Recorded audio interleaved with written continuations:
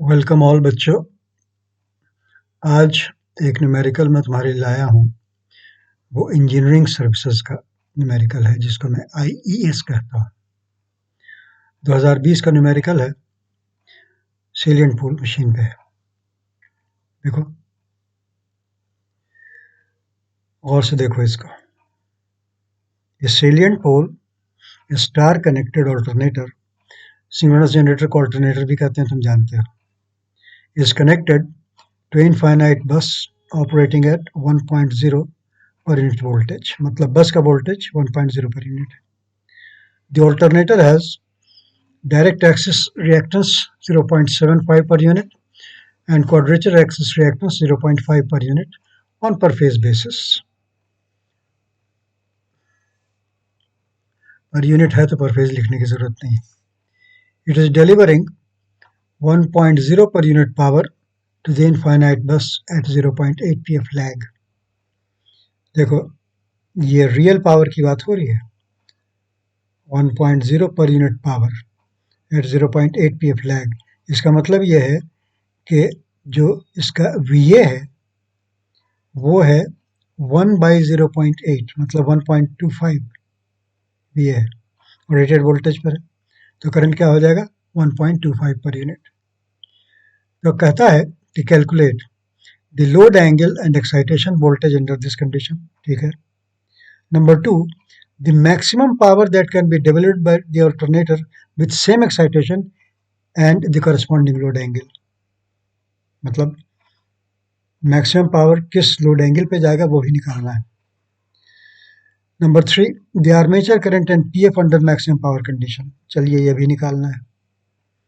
And number 4, the theoretical value of maximum power that the alternator can deliver when its field circuit is suddenly disconnected due to fault। अब बस से connected है ना, तो field अगर fail भी कर जाए तो ये कौन सा power, reluctance power, power due to saliency deliver करता रहेगा, वही निकालने का है। ठीक है, तो चलो हम इसको सॉल्यूशन शुरू करते हैं। ये डायग्राम मैंने बना के रखा है तुम्हारे लिए पहले से। ग्रिड बना लें। ग्रिड बनेंगे। सॉल्यूशन ब्लैक ही से करते हैं।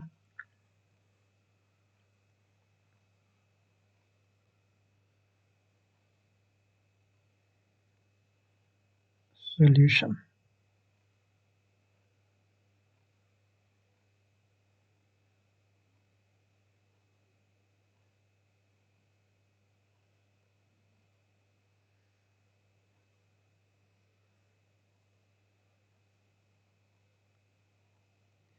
सबसे पहले तो ध्यान ये दो, पार्ट 1 ही हम कर रहे हैं। सबसे पहले पार्ट 1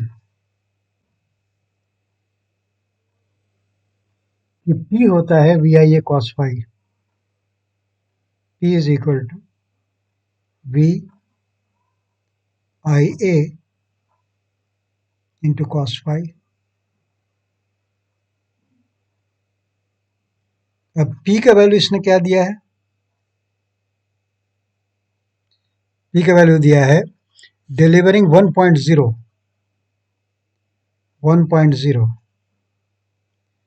वोल्टेज है 1.0 पर यूनिट इनटू IA हमको जानना है, और cos phi दिया हुआ है 0.8 pf लैग।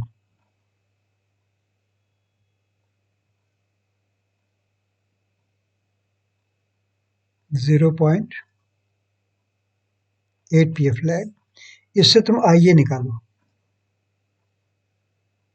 IA का मैग्नीट्यूड क्या आ गया, IA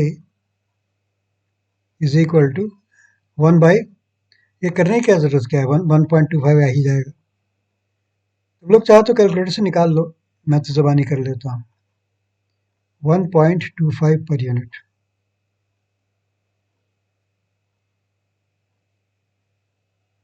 ये इसका मैग्नीट्यूड है, समझ गए। अब देखो नेक्स्ट काम हम लोग क्या करते हैं, क्वाड्रेचर एक्सिस लोकेटर पता करते हैं. Now Q axis locator, Q axis quadrature axis locator.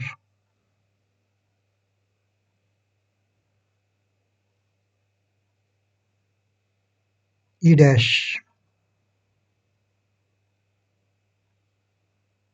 तुम जानते हो इसकी रिलेशनशिप, यह होता है V प्लस जनरेटर में V plus J I A into x cube. ये क्वाड्रेचर एक्सिस लोकेटर है. वैल्यू पुट कर दो. E dash as phasor is equal to V angle 0 degree, 1.0 angle 0 degree. ये हमारा रेफरेंस है. रेफरेंस फेजर इज V, जो हमेशा होता है usually, plus J I A का वैल्यू पुट करो.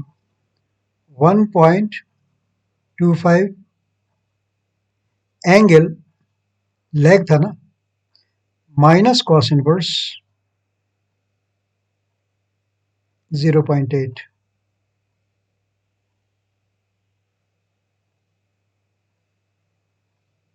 Multiplied by x cube.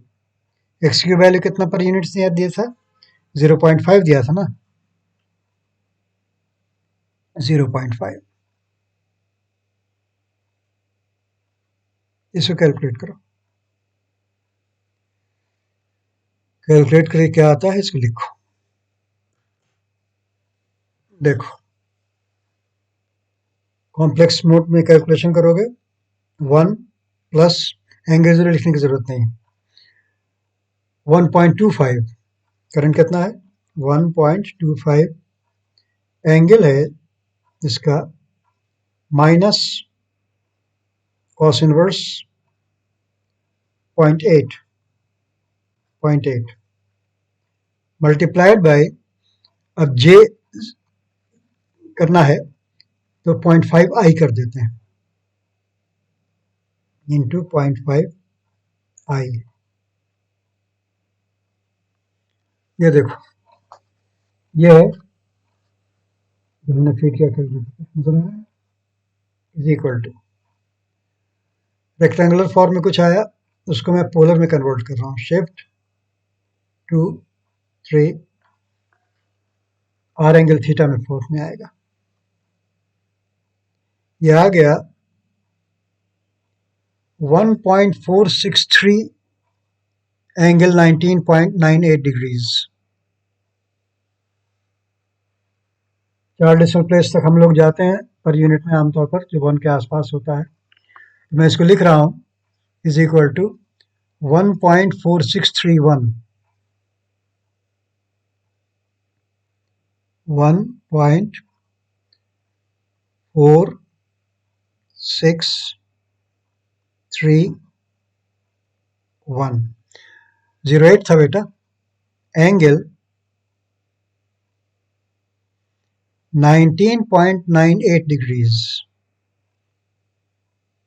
19.98 degrees.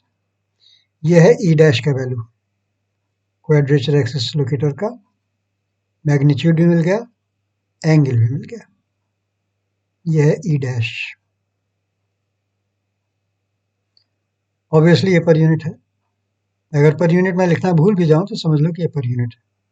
ठीक है, तो यहां से तुमको डायरेक्टली मिल गया delta.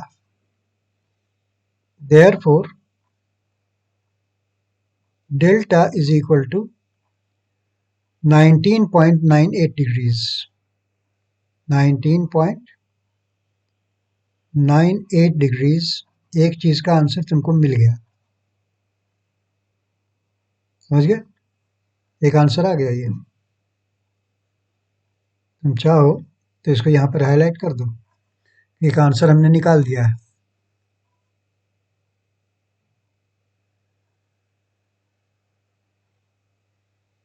Delta is equal to 19.98 degree तुम्हारा निकल गया। अब क्या करना है, तुम जानते हो कि आई डी होता है I A sine psi. I D is equal to I A sine Sai.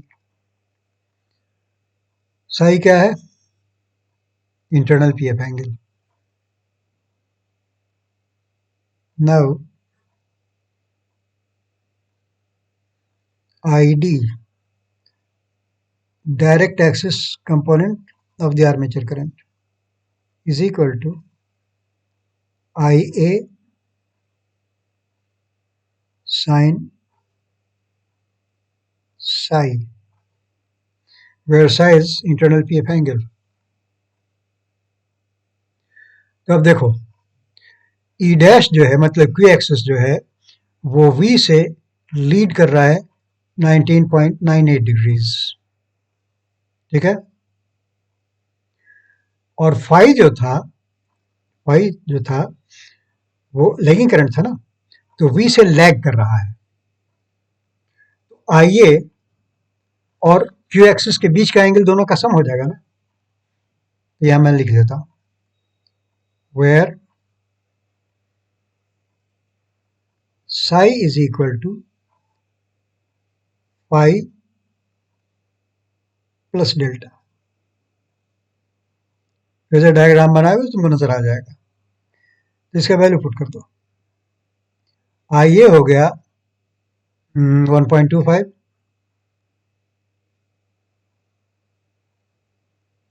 Multiplied by sine phi plus delta. Phi था कॉस इनवर्स 0.8, मैं यही लिखूंगा कॉस इनवर्स 0.8 प्लस डेल्टा आया है 19.98। कैलकुलेटर को निकालने दो, कॉस इनवर्स 0.8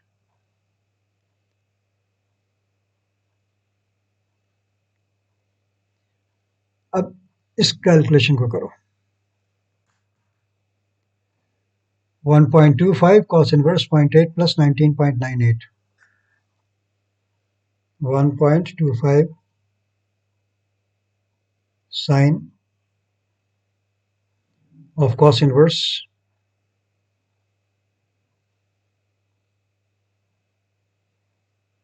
0.8 plus 19.98 देख लो, ठीक है। इक्वल टू प्रेस करो, ये वैल्यू आ गया 1.04655। तो इसको राउंड ऑफ कर देते हैं फोर्थ प्लेस पे, तो ये तुम्हारा हो गया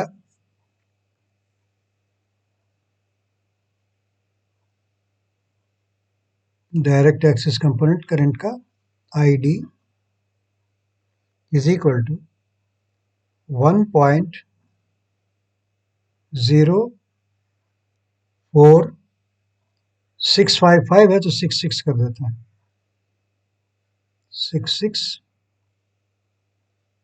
पर यूनिट। एक काम की चीज मिल गई, ठीक है। जैसे ही तुमको आईडी मिला, तुम जानते हो कि ये मशीन तो ओवर एक्साइटेड है नेचुरली।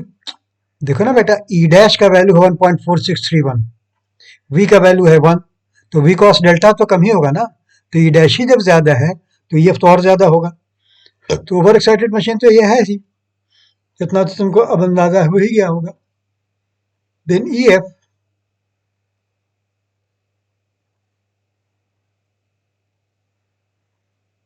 का मैग्नीट्यूड हो जाएगा ई डैश का मैग्नीट्यूड प्लस, तुमको याद होगा आई D into X D minus x Q होता है, आई D into X D minus ये डी है, एक्स डी है ये, माइनस एक्स क्यू। ठीक है, ये एफ का मैग्नीट्यूड आ जाएगा। नेक्स्ट पेज पर मैंने फेजर डायग्राम भी इसका तैयार करके रखा है, इसलिए यहाँ पर इसका वैल्यू हम लोग लिख देंगे, ग्रिड हम बना देते हैं।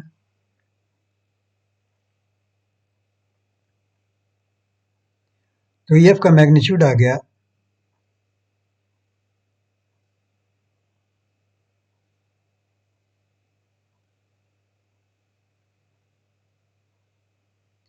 ई डैश का वैल्यू क्या था, 1.4631 था ना, 1.4631 प्लस आईडी का वैल्यू क्या था, 1.0466, 1.0466 multiplied by X D.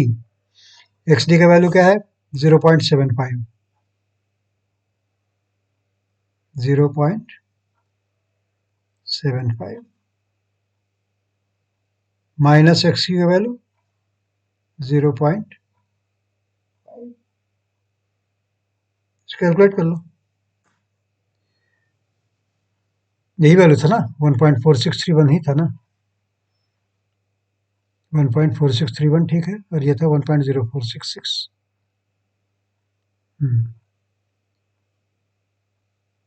X D x सी का वैल्यू तो यह था 0.75 और 0.5। ठीक है, इसका वैल्यू देखो कितना है, 1.4631 प्लस 1.0466 मल्टीप्लाइड बाई 0.75 माइनस 0.5 तो 0.25 हो गया, इंटू 0.25। देखो इज इक्वल टू 1.72475 है, तो इसको 1.4278 कर दिया जाए, 1.7248। देख लो, ठीक है, नजर आ रहा है। तो ये हो गया 1.7248 पर यूनिट।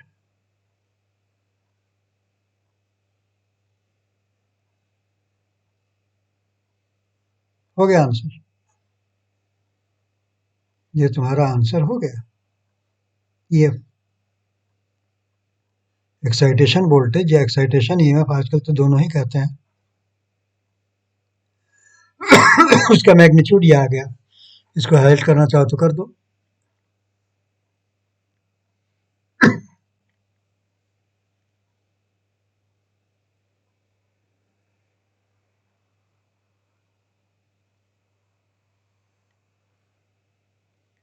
ये आ गया, ठीक है,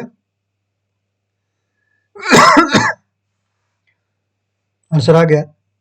अब ये कहता है कि इसी एक्साइटेशन पर ई मैक्स निकालो, मैक्सिमम पावर, सेम एक्साइटेशन 1.7248 पे।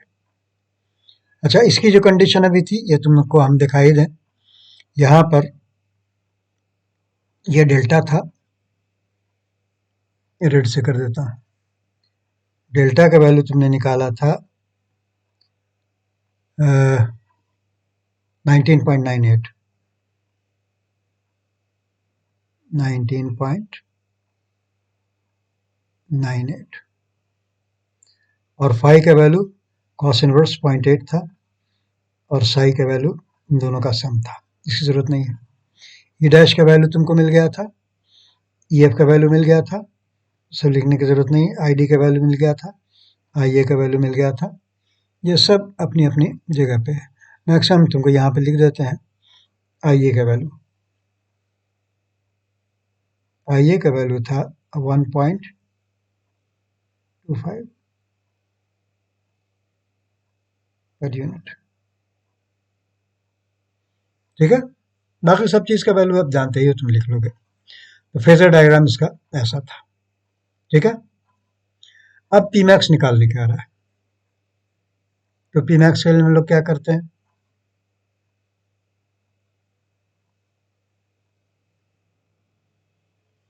पार्ट 2 में पी मैक्स वगैरह निकालने का है ना, सेम एक्साइटेशन पे। तो फॉर्मूला लिखो पी का, P is equal to VEF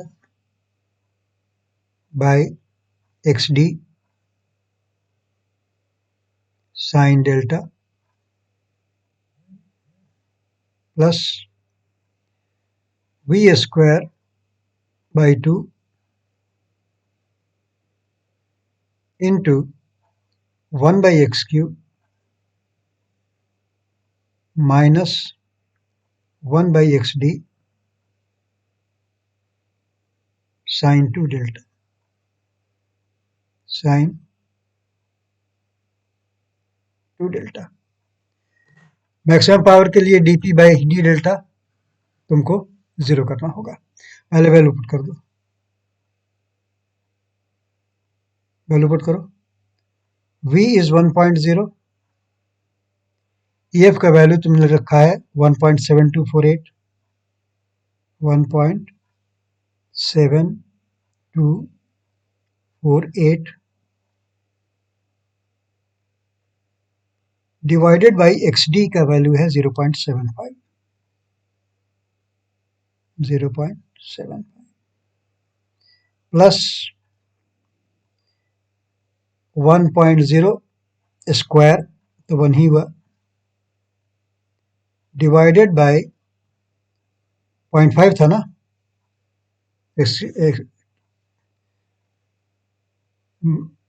ये तो डिवाइड बाय 2 हो गया, ये कितना था x क्यूब 0.5 था शायद। ठीक है ना,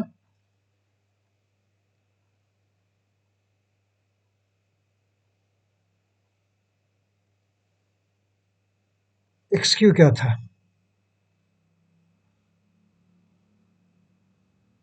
एक minute, 1 bye 0.5 minus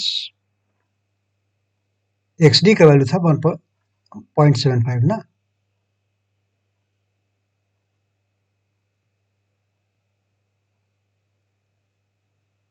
sign 2 delta, sign जगह कम है, साइन 2 डेल्टा समझो, हमने ऐसे लिख दिया। ठीक है, नीचे आ जाते हैं, जगह कम पड़ रही है, एक लाइन अभी लिखना है हमको।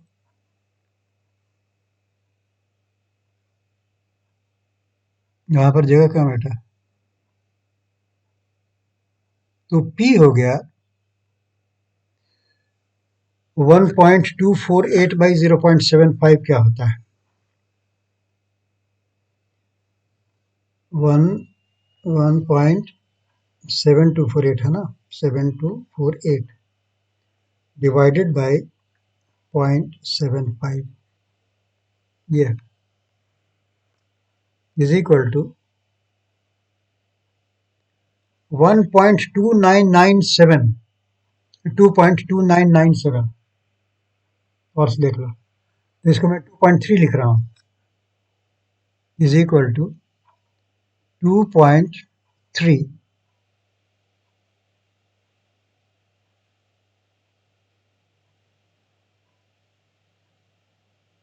साइन डेल्टा,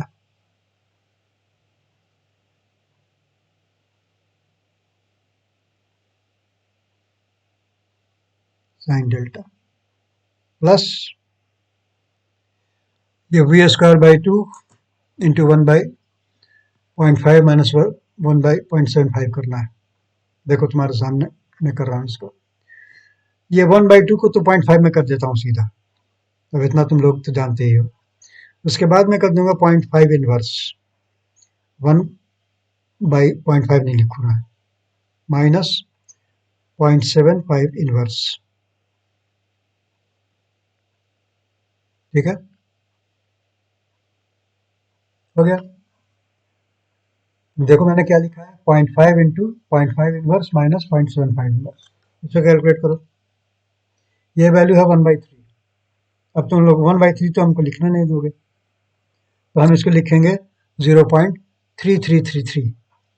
देखो, हालांकि 1/3 हम हमारे कैलकुलेटर 1/3 हो जाता है, तुम लोगों के कैलकुलेटर में शायद फ्रैक्शन नहीं आता हो, इसलिए मैं डेसिमल में कन्वर्ट कर देता हूँ। तो ये हो गया प्लस 0.33, 4 प्लेस ले जा रहा हूँ, साइन 2 डेल्टा, साइन 2 डेल्टा। ठीक है, इसको इक्वेशन ए मान लो, इसलिए कि इसी में हम लोग डेल्टा एट पी मैक्स जो आएगा उसका वैल्यू सब्सटीट्यूट करेंगे। अब मैं लिखूंगा कि for P max, for maximum power,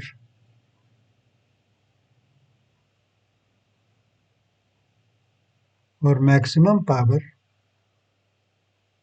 क्या होना चाहिए, dp बाई डी डेल्टा, ये होना चाहिए 0 के बराबर।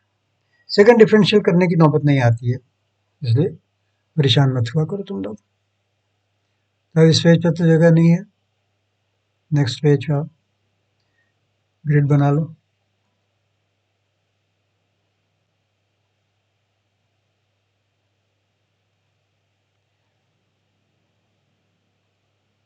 अब dp बाई डी डेल्टा करो,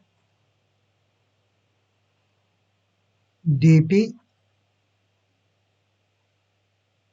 by D delta is equal to, बोलो, इज इक्वल टू 0 करना है ना। तो dp by D delta equation A से देखो कितना हो रहा है, 2.3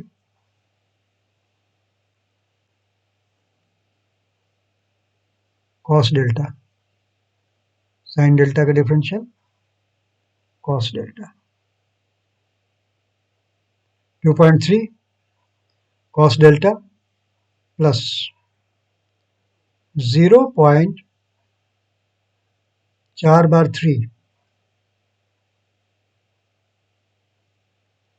multiplied by 2 cos 2 delta, 2 cos 2 delta, इसको होना चाहिए 0 के बराबर। करेक्ट। अब देखो, ये हो गया 2.3 cos delta.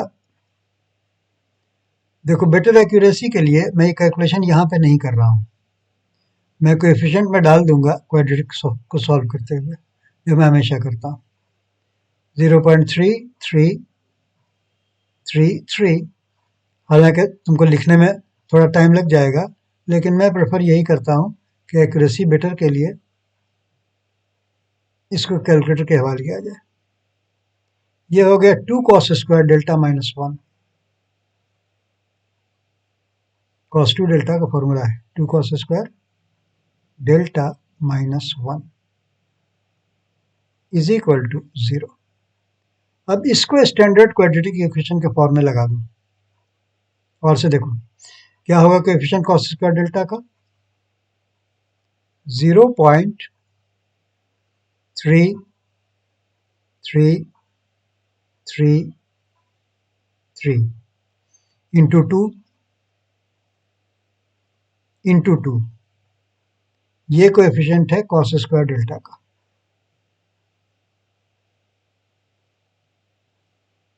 Cos square delta का ये कोएफिशिएंट, ठीक है, ठीक है, प्लस कॉस डेल्टा का कोएफिशिएंट क्या है 2.3,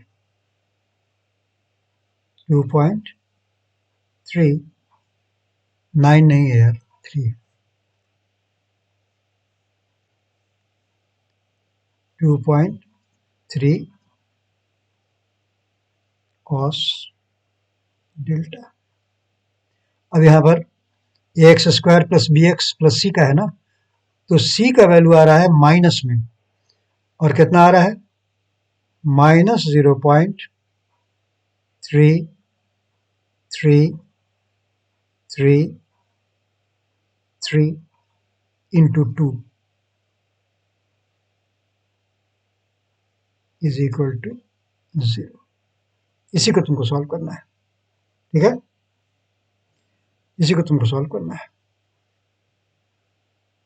सॉल्विंग द क्वाड्रेटिक इक्वेशन,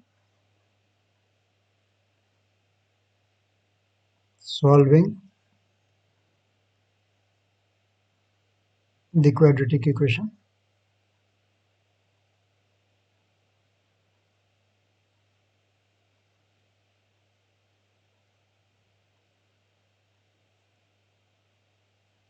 ये क्यू है,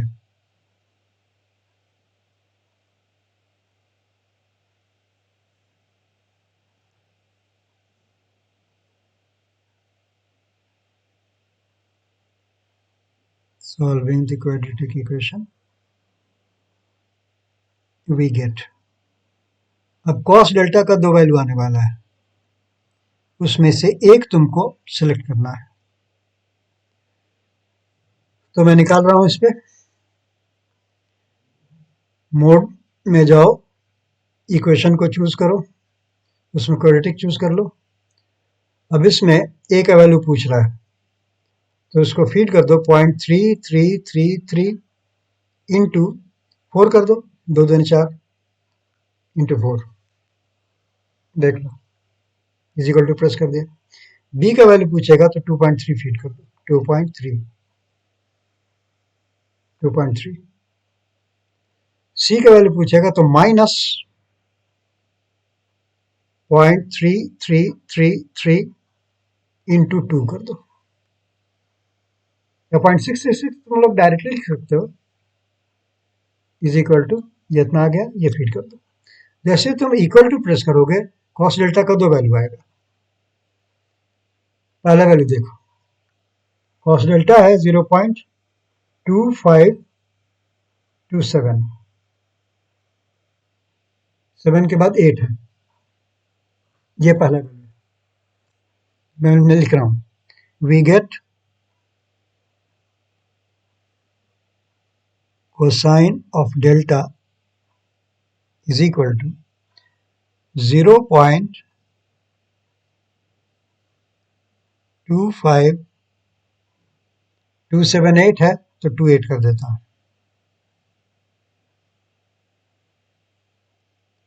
एक तो ये है, और एक दूसरा कॉस डेल्टा भी।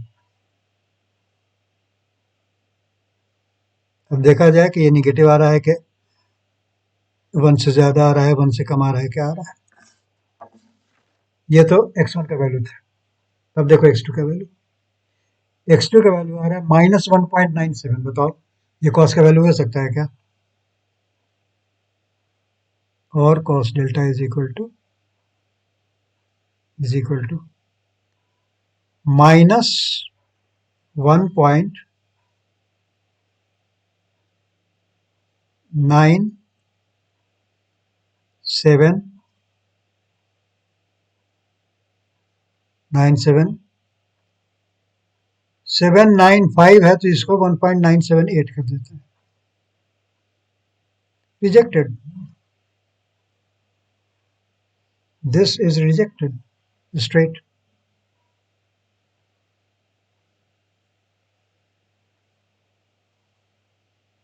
कॉस का वैल्यू मैग्नीट्यूड में कोई 1 से ज्यादा होता है क्या, ये एक्सेप्ट कर लो,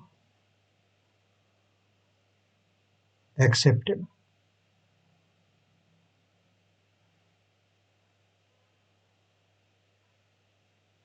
ठीक है, तो डेल्टा का वैल्यू क्या हो गया, तो जगह है, जगह तो है, that is delta at P max, जिसको हम लोग डेल्टा मैक्स कहते हैं, that is delta max is equal to cos inverse of 0.2528, कितना आ गया, cos इनवर्स, मोड चेंज करके फिर कैलकुलेशन में जाएंगे, शिफ्ट cos इनवर्स करेंगे, 0.2528, देखो ये फीड कर रहा है, इज इक्वल टू 75.36 डिग्रीज आ रहा है, ये ध्यान से देख लो, डेल्टा एट पी मैक्स आ रहा है 75.36 डिग्रीज।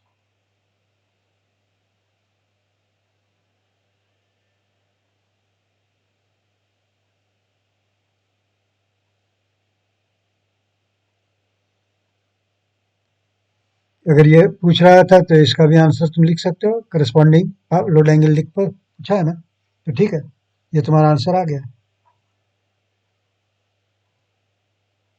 ये तुम्हारा आंसर है, इसको हाईलाइट कर दो,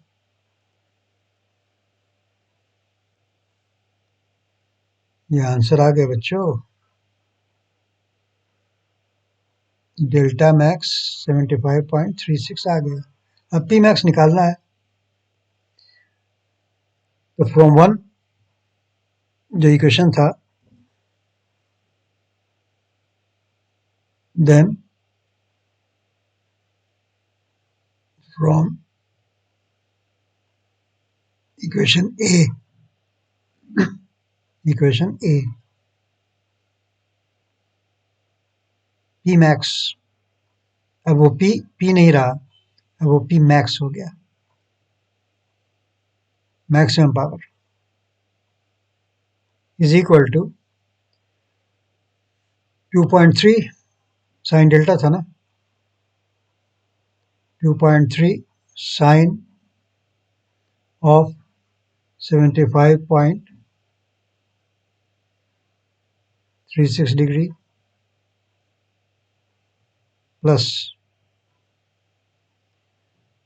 0.3333 इंटू टू था ना, नहीं 0.333 साइन 2 डेल्टा था, राइट, वो तो डिफरेंशियल करने के बाद 2 आया था, साइन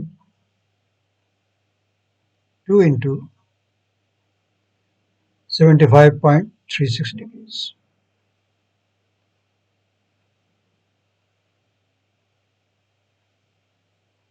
कैलकुलेटर में फीड कर दो, तुमको पी मैक्स मिल जाएगा,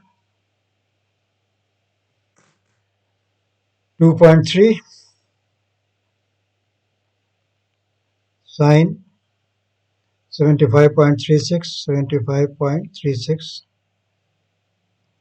प्लस 0.3333 4 बार 3 साइन ब्रैकेट के अंदर 2 इंटू 75.36 तुम लोग अपने कैलकुलेटर को निकाल कर अभी कैलकुलेट क्या करो बच्चों, देखो अब इक्वल टू प्रेस करेंगे, पी मैक्स का वैल्यू आ जाएगा, ये आ गया 2.3883, देख लो, इज इक्वल टू 2.3883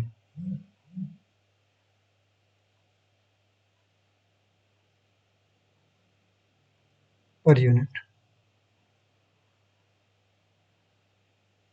समझ गए, ये है पी मैक्स, आंसर हो गया,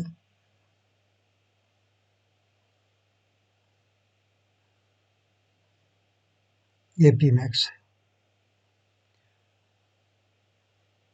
यही पूछ रहा था ना, डेल्टा भी मिल गया, पी मैक्स भी मिल गया। हाईलाइट कर दो इसको।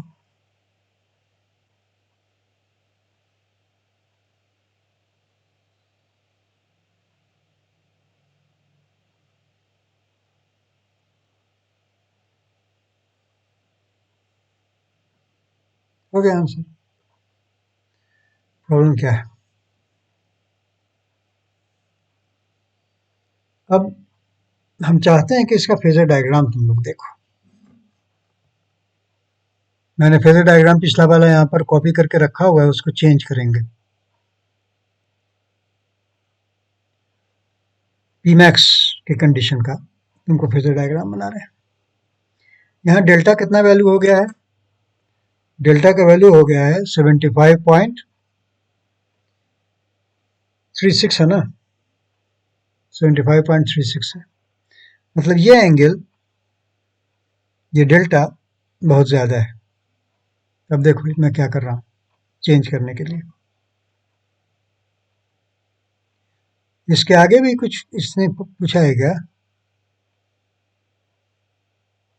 दी आर्मेचर करंट एंड, अच्छा ये भी पूछा है। And P F under maximum power condition. तो पहले निकाल देते हैं, तब फेजर डायग्राम करते हैं, तब फेजर डायग्राम करेंगे। इसको निकाल देते हैं पहले। नेक्स्ट पेज पे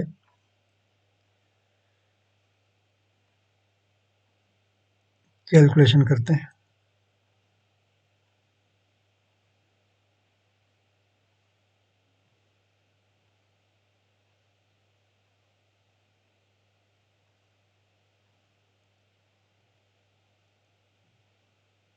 तो यहाँ पे एक पेज ऐड कर देते हैं। पेज ऐड कर देंगे तो ब्लैंक हो जाएगा। यहाँ तक कैलकुलेशन कर लिया है, ये ब्लैंक हो गया। उसके बाद ये डायग्राम आ जाएगा, इसको बाद में बनाएंगे। देखो यहाँ पे तुम गौर करो, डेल्टा है 75.36 डिग्रीज, ठीक है, बहुत ज्यादा है। V cos delta, V cos delta तुम्हारा ई एफ, कितने ई एफ पर तुम लोग काम कर रहे थे? तुम्हारा ई एफ था 1.7248, 1.7248 था। तो वी कॉस डेल्टा तो कम ही होगा इससे, तो E F more than V cos delta तो है ही। इसका मतलब यह है कि हमारे अंदाज से ये ओवर एक्साइटेड है, अभी ओवर एक्साइटेड ये भी है। अब ओवर एक्साइटेड है तो पोजीशन क्या है उसको देखिए। पोजीशन ये है कि अब आप आईडी निकालिए इसका। कहाँ गया आईडी? डायरेक्ट एक्सेस वाला वैल्यू निकालिए। तुम जानते हो कि आईडी का मैग्नीट्यूड होता है E F minus V cos delta by X D. कई बार तुम देख चुके हो, E F minus V cos delta by X D. इसलिए कि हम हमेशा तुमको कहते थे कि ई एफ निकालने के लिए तुम E dash plus I D into X D minus X कर दो, या V cos delta plus I D X D कर दो। तो E F is equal to V cos delta plus I D X D से I D का ये value निकल आता है। इसलिए कह रहे तो यहाँ है नहीं। तो इसका वैल्यू देखो कितना आ रहा है। आई डी, इसका वैल्यू आ रहा है, ई एफ का वैल्यू तुमने रखा था 1.7248, 1.7248 माइनस वी तो है 1.0 इंटू कॉस डेल्टा, ये है 75.36, इतना ही है ना। 75.36 degree.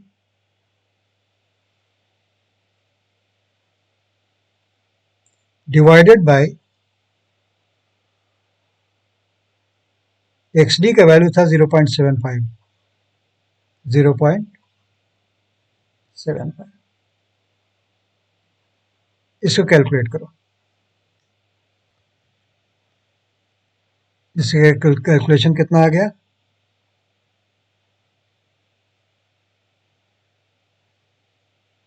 ID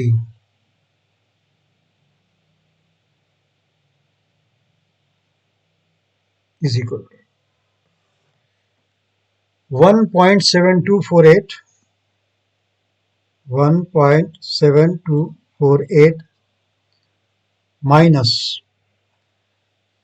cos 75.36 cos 75.36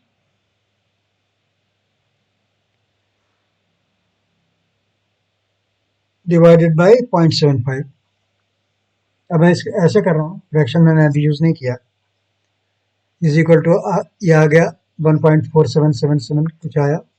इसका कर रहा हूँ divided by answer divided by 0.75. कई तरीके हैं कैलकुलेशन के. तो ये आ गया 1.96274.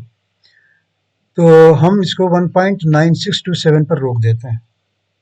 आइए इज इक्वल टू देख लो.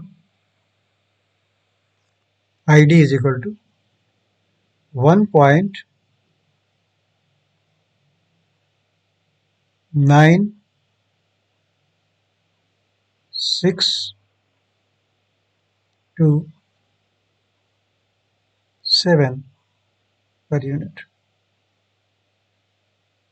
काम की चीज है, तुम जानते हो. अब मुझे निकालना है E डैश का magnitude.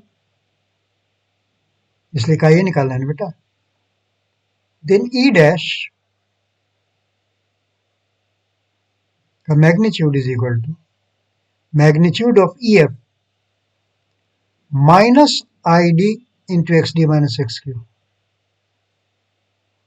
Minus ID into XD minus XQ. Value put करो. इसी लाइन में कैलकुलेट कर रहे हैं. E डैश का magnitude is equal to 1.7248 minus 1.9627 whole multiplied by 0.75 minus 0.5. E dash का वैल्यू क्या आ गया? E डैश का magnitude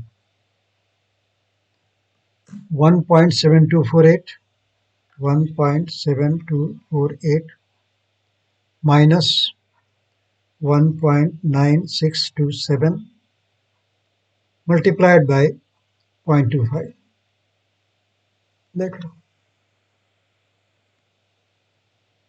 is equal to 1.2341. 1.2341. E dash का वैल्यू आ गया 1.2341 per unit.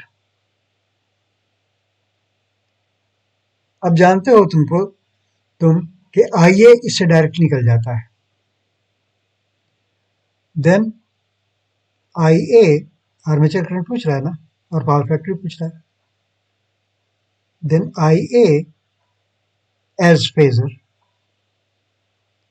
Is equal to E dash as phasor minus V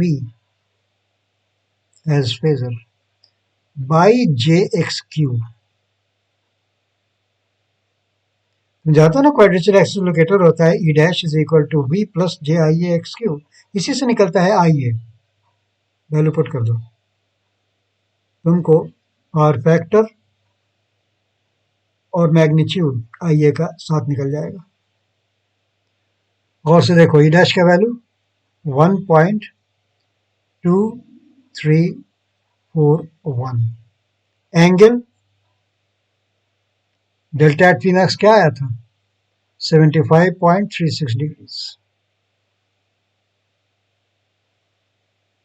75.36 degrees minus 1.0 V का value reference है यह angle 0 degree divided by J 0.5, calculate करो इसको।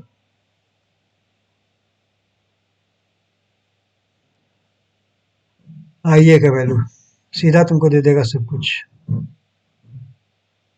F भी magnitude भी as phasor I A is equal to, अब मैं fraction use करूंगा, पिछली मरतबा भूल गया था 1.2341, 1.2341 एंगल 75.36 माइनस 1, एंगल जरा लिखने की जरूरत नहीं, बाई 0.5 आई, 0.5 आई, देखो नजर आ रहा है, ठीक है ना। इक्वल टू प्रेस किया, कुछ रेक्टेंगुलर फॉर्म में आया, उसको पोलर में कन्वर्ट कर रहा हूं, answer R angle theta form में। अब ये आ रहा है मेरे कैलकुलेशन में 2.7562 एंगल 29.9 कुछ आ रहा है, एंगल बाद में देख लेंगे, जो नजर आ रहा है लिखते हैं, आई A is equal to 2.7562 angle 29.9536 आ रहा है, तो इसको 29.95 हम लिखेंगे, देख लो एंगल 29.95,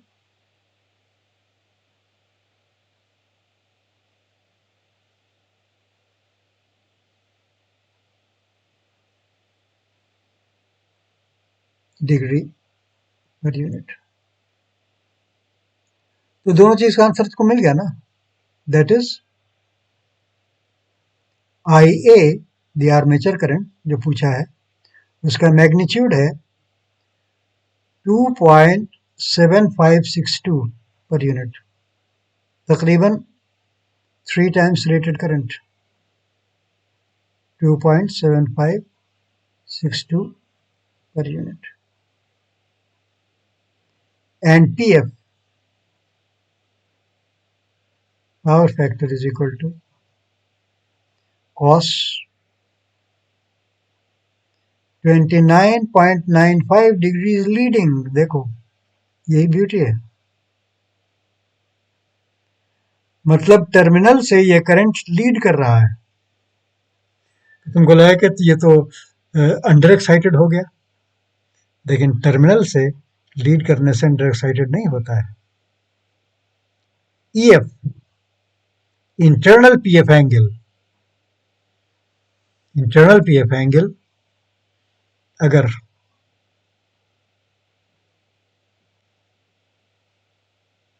अगर बोलो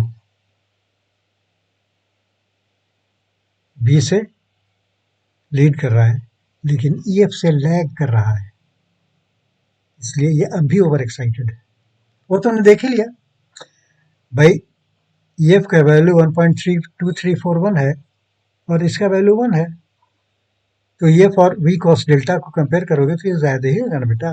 इवन ये ई डैश को मैं कह रहा हूँ, ई डैश ही कर रहा है तो EF तो और भी ज़्यादा था। ई डैश ही में देख रहे हो ना, तो ई डैश और V cos डेल्टा को कंपेयर किया जाता है तो पता चल जाता है कि ओवर एक्साइटेड है कि अंडर एक्साइटेड है। ठीक है, या EF से कर लो उससे भी काम चल जाता है। तो ये हो गया, ये लीडिंग है।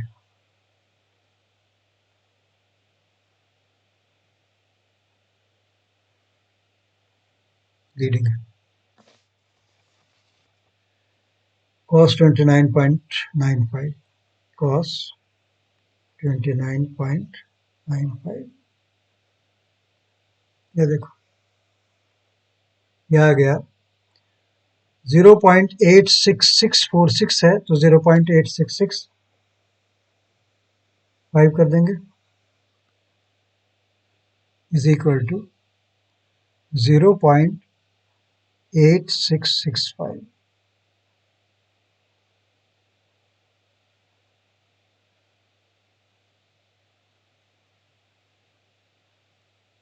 लीडिंग,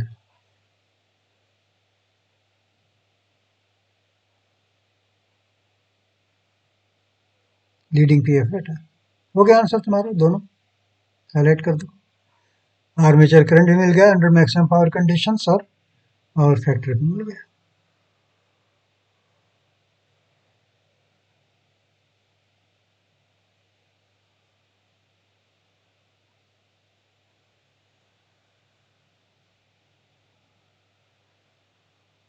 ये तुम्हारा एक आंसर तुमको मिल गया।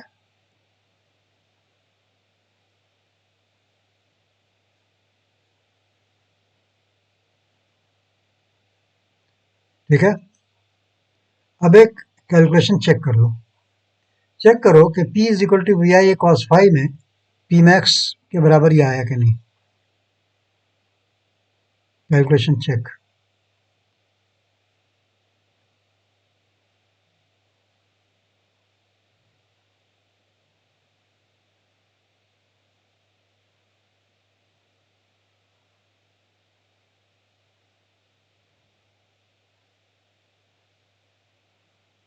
Calculation check. P max is equal to VIA cos phi।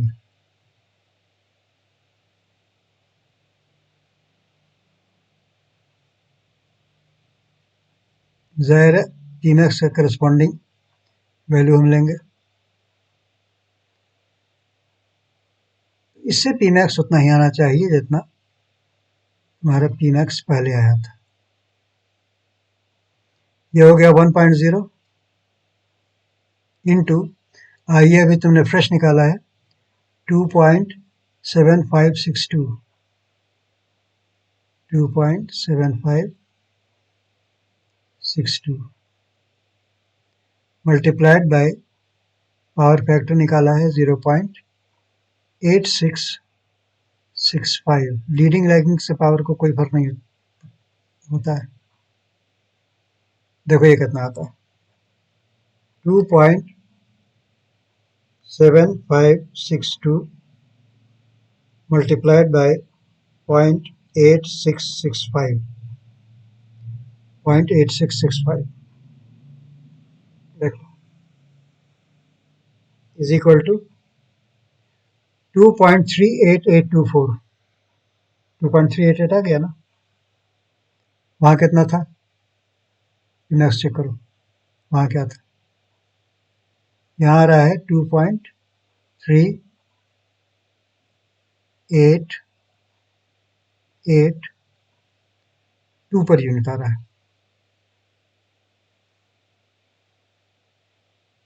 वहाँ चेक किया जाए क्या था, P max 2.3883, बिल्कुल ठीक है, चलेगा। इतना फोर्थ डेसिमल प्लेस में इतना फर्क कोई प्रॉब्लम नहीं है, समझे। So this is absolutely correct. बिल्कुल ओके है ये। अब जरा फेजर डायग्राम को देखो। फेजर डायग्राम में ये एंगल तकरीबन 30 डिग्री के लीड कर रहा है, समझ गए, और डेल्टा 75.36 है। तो चेक करो इसको, आई ए यहाँ नहीं है, आई ए लीड कर रहा है, और ये वी भी यहाँ नहीं है, ये कहाँ है?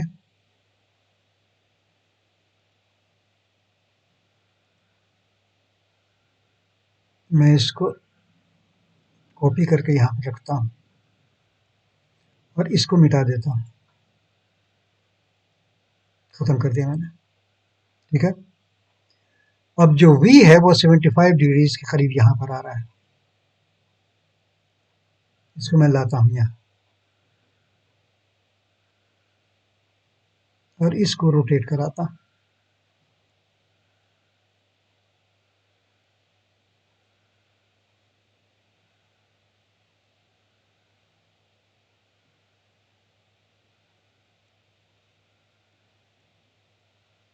इतना रोटेट मैंने कर दिया इसको, फिर से खींच कर लाता हूँ यहाँ।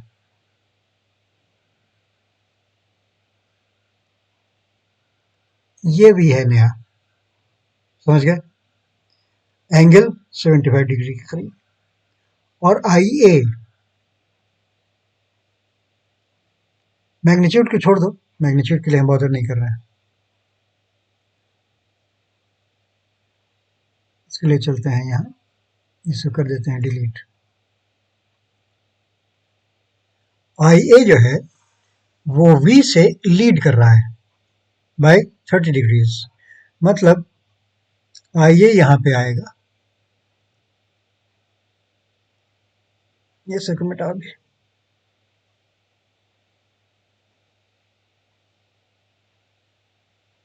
ये सर्कल मिटा,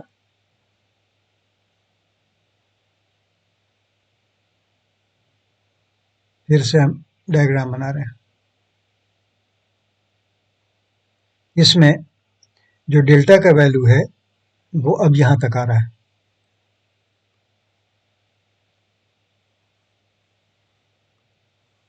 जो डेल्टा का वैल्यू है वो यहाँ तक आ रहा है।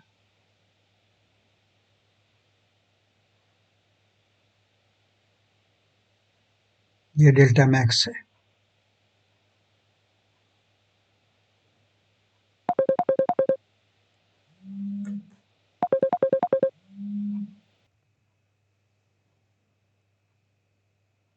ये डेल्टा मैक्स यहाँ पे आ रहा है,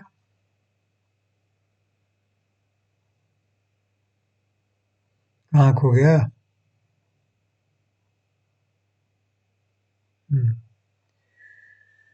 आई ए का प्रॉब्लम है ना, आई ए का मैग्नीट्यूड को तो मारो गोली, वो तो डबल हो गया है, ये इसका मैग्नीट्यूड है, और v से तकरीबन 30 डिग्री आगे है। मैग्नीट्यूड थोड़ा बढ़ाना चाहो तो बढ़ा दो,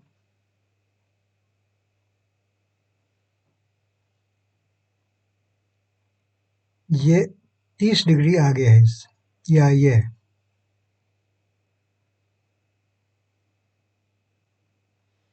तकरीबन 30 डिग्री आगे है, ठीक है। ये है आई ए,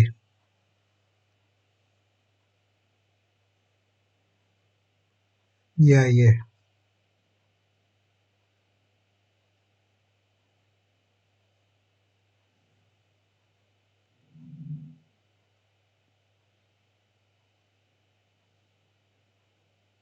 ये आई ए,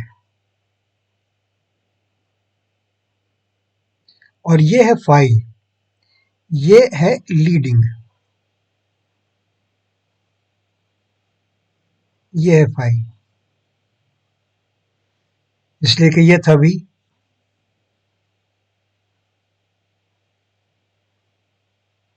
ये तुम्हारा v था,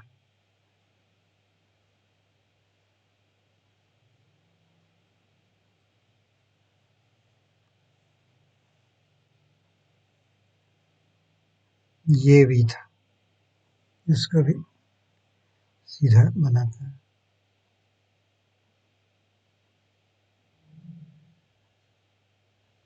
ये भी था, और ये पाई तुमने अभी निकाला था,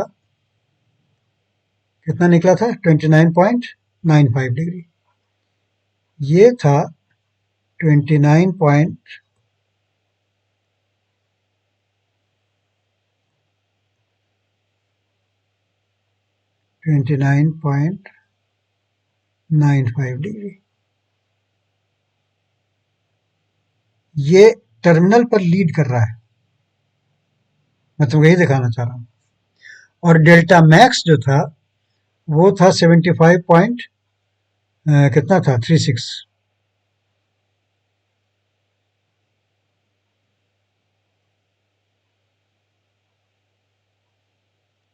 तो अब भी ई डैश और एफ तो लीड ही कर रहा है बेटा आई ए से, तो ये लीड कर रहा है, मतलब आई ए इसके लिए तो लैगिंग ही है। ये जो साई एंगल है, ये साई एंगल तो अभी लैग है ना, ये है साई, तो अभी लैगिंग है। अब आई डी और आई क्यू का जहां तक सवाल है, तुम अगर चाहते हो तो मैं बना देता हूं।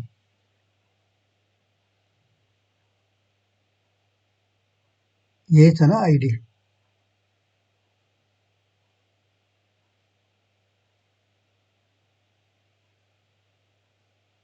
ये आई डी तुम्हारा अब जरा लंबा होकर के यहां तक आ गया है।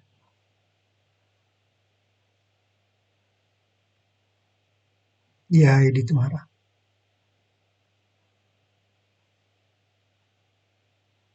यहां से लाइन खींचो हॉरिजॉन्टल,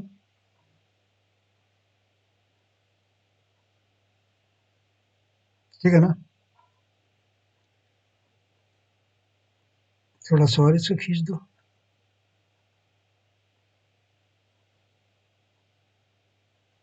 चलो चलेगा।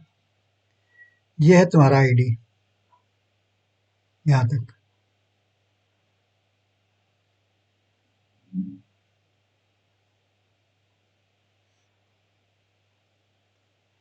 इसको मिटा देते हैं।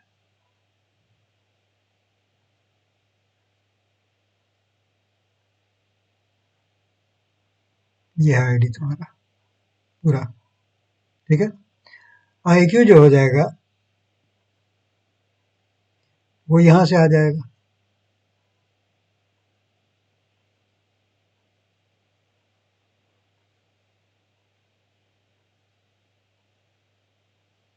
ये आई क्यू हो जाएगा,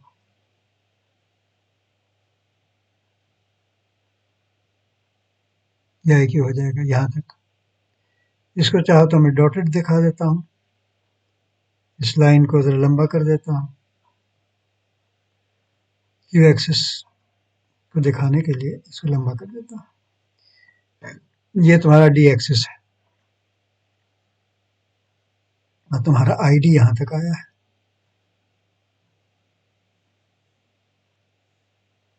इसको थोड़ा सा प्रोजेक्शन के लिए दिखाया था, इधर प्रोजेक्शन के लिए दिखाया था। तो ये आई डी आई क्यू हो गया, समझ गए? मतलब इंटरनल जो है, इंटरनल पी एफ एंगल ऐसा है कि अब भी ये लैगिंग ही है, समझ गए? अब जे आई एक्स क्यू वगैरह तुम जानते ही हो कि अब कैसे होगा।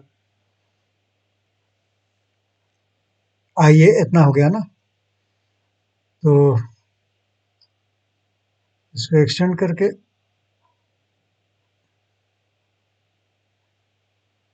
We plus J I X Q, V में तुमको इतना जोड़ना पड़ेगा,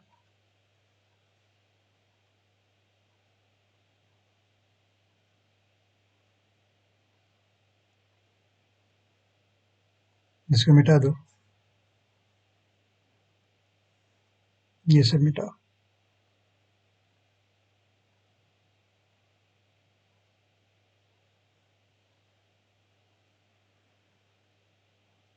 ये सब मिटाओ।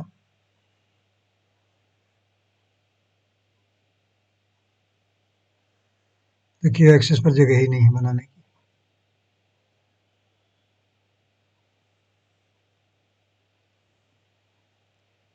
तो v plus J I A X Q. अब मैं पूरा नहीं बनाऊंगा इसलिए कि यहाँ पर हमको जगह नहीं मिलेगी। या तो v का मैग्नीट्यूड थोड़ा छोटा कर दें, तब काम चल सकता है।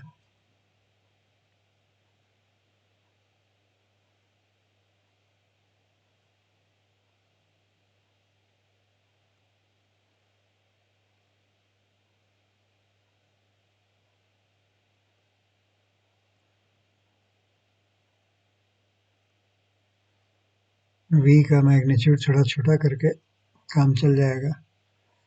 आई ए की ये डायरेक्शन है ना, तो इसमें आई ए से 90 डिग्री पे जाना है।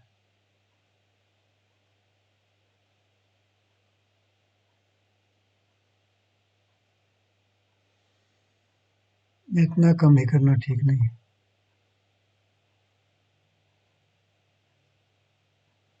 रहने दो इतना। अब एक लाइन लो जो कि आई ए के एक्सटेंशन से एक्सटेंड कर रहे हैं इसको, इसे कॉपी कर लेते हैं।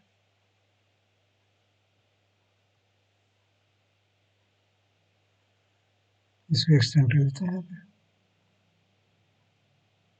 तो बाद में डॉटेड कर देंगे। इस पर तुमको 90 डिग्री बनाना है। यहाँ से v के टिप से तुमको 90 डिग्री इस पे बनाना है।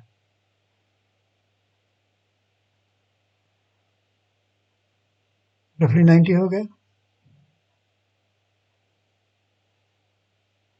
अब इसको एक्सटेंड कर दो।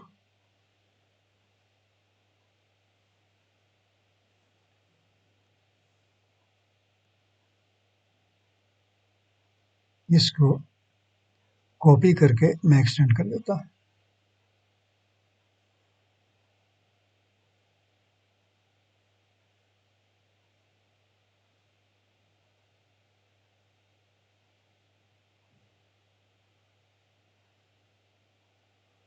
ये मैं इसकी पैरेलल एक्सटेंड कर रहा हूँ। यहाँ पर जाकर के ये ई डैश बनेगा। This is E dash.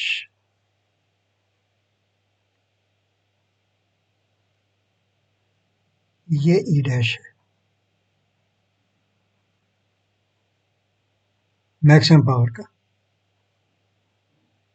ये ई डैश का फेजर है, और इससे आगे ई एफ है, इससे आगे ई एफ है।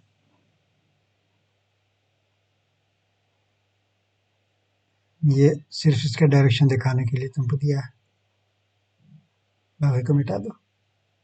ये 90 degree.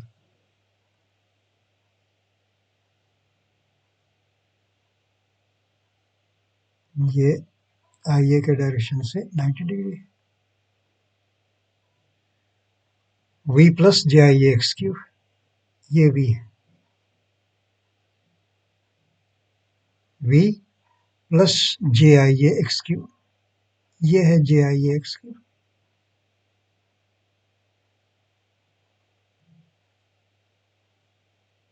J I A X Q, ये है, समझे। और ये फिर के आगे है, समझ गए। आई D into X D minus x Q से आगे बढ़ जाएगा। तो समझाने के लिए तुमको सिर्फ ये बना दिया कि अभी यहाँ पर टर्मिनल पे तो ये लीड कर रहा है आई ए, लेकिन इंटरनली अभी लैग कर रहा है, समझ गए। तो ये फेजर डायग्राम बन जाएगा। अब एक और पार्ट बच गया ना, न्यूमेरिकल का एक और पार्ट बचा हुआ है। क्या पार्ट है? ये पूछता है नंबर 4 में कि theoretical value of maximum power that the alternator suddenly disconnected, मतलब रिलक्टेंस पावर निकालना है। तो ये तो निकाल देते हैं यहीं पे, इस पेज पर जाने की जरूरत नहीं पड़ेगी, यहीं पर रिलक्टेंस पावर निकाल देते हैं। या नहीं, अगले यूज में चलो।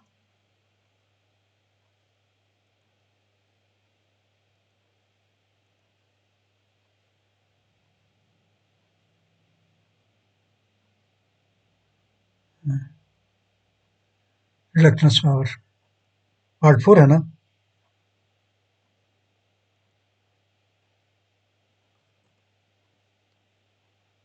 Part 4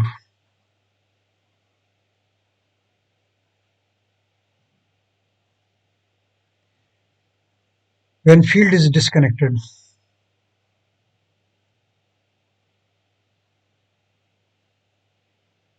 when field is disconnected,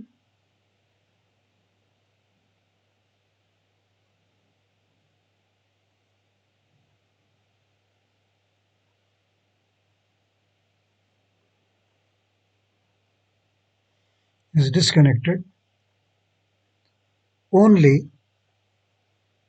reluctance power is available.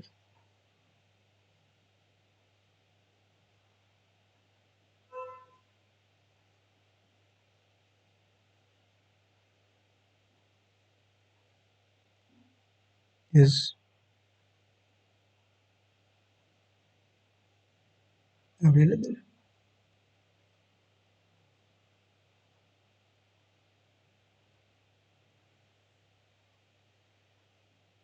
That is, P is equal to V square by 2 into 1 by x cube minus 1 by xd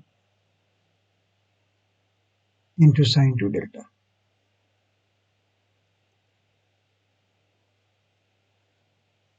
Then P max is at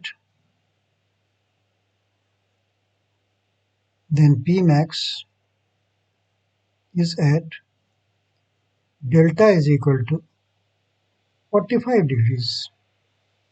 वह sign 2 delta value maximum हो सकता है ना बेटा 1, तो delta 45 degree होगा तब ना 1 होगा.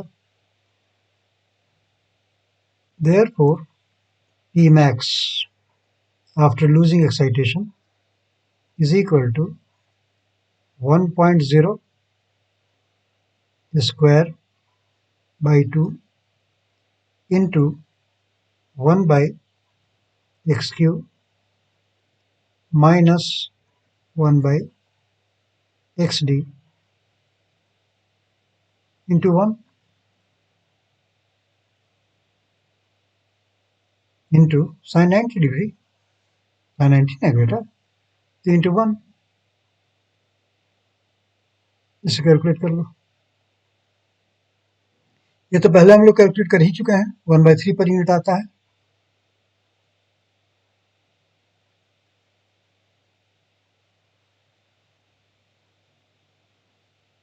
तो ये 0.3333.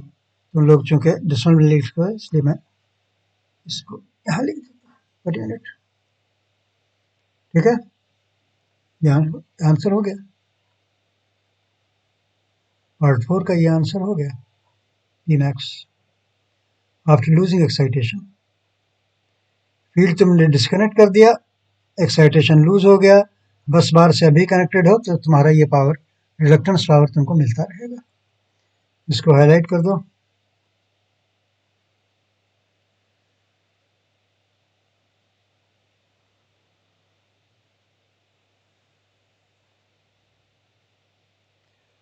ठीक है बच्चों, तो ये इलेबरेट न्यूमेरिकल था. सब चीज़ हम लोगों ने बना दिया. आप चेक कर लें कि सब ठीक ठाक था कि नहीं. ग्रिड को सबसे पहले हटा देते हैं. ये ग्रिड हट गई. प्रीवियस में चलो, इसमें तो हमने बनाया नहीं था ग्रिड. इसकी ग्रिड हटा दो, इसकी ग्रिड हटा दो, इसकी ग्रिड हटा दो, इसकी ग्रिड हटा दो. यहाँ ग्रिड थी नहीं. तो ठीक है बेटा, इस वीडियो को अब रैप अप कर देते हैं. सब चीज़ चेक कर लें, ठीक ठाक तो लग रहा है सब कुछ. ये सब भी ठीक है. ये तुम्हारा पी मैक्स का फेजर डायग्राम मैंने बना दिया. वैल्यू नहीं लिखा है, तुमको अंदाज़ा हो ही गया होगा कि कैसे बना है और कैसे चीज़ें चेंज हो गई हैं. वैल्यू तुम समझ रहे हो। यहाँ दिखाना सिर्फ ये था कि टर्मिनल पर तो पावर फैक्टर लीडिंग है, लेकिन इंटरनल अभी पीएफ लैगिंग है, इसलिए ये ओवर एक्साइटेड ही कहा जाएगा। क्योंकि ई डैश जो है वो वी कॉस डेल्टा, तुम देखो ना, V cos delta, V cos delta क्या होगा, वी कॉस डेल्टा होगा इतना, यहाँ तक जाहिर है ई डैश बहुत ज्यादा है उससे। ठीक, और कोई चीज तो बच गई नहीं, पी मैक्स आ ही गया। अब चेक कर लिया जाए कि रिकॉर्डिंग हो रही थी कि नहीं, सबसे इम्पोर्टेंट तो भाई। हाँ, रिकॉर्डिंग तो हो रही है बच्चों, रिकॉर्डिंग हो रही है। तो इस वीडियो को यहाँ पर ख़त्म कर देते हैं बेटा। बहुत अच्छा न्यूमेरिकल था, काफ़ी टाइम भी लग गया। प्रैक्टिस करोगे तो ये सब चीज़ समझ में आ जाएगी आराम से। ठीक है, तो इजाज़त दो। Have a nice day. I wish all the best. Goodbye and good luck. तुम्हारे सामने वीडियो को स्टॉप कर रहा हूँ। Stop recording, stop.